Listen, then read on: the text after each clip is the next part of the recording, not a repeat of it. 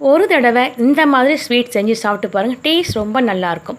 ஒரு பவுலில் அரை கப்பு நெய் சேர்த்துக்கோங்க, அரை கப்பு ரிஃபைண்ட் சேர்த்து நல்லா கலந்து விட்டுக்கோங்க. இது கூடவே ஒரு கப்பு கடலை மாவு சேர்த்து கட்டிகள் இல்லாமல் அடித்து ரெடி பண்ணி வச்சுக்கோங்க.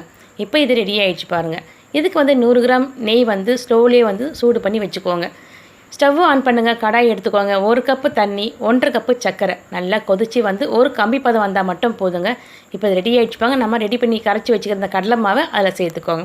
சேர்த்து அடி பிடிக்காமல் கரண்டி விட்டு நல்லா கலந்துக்கிட்டே இருங்க. ஒரு பக்கம் நெய் கொஞ்சம் கொஞ்சமாக சேர்த்து நல்லா கலந்து விட்டுக்கிட்டே இருங்க.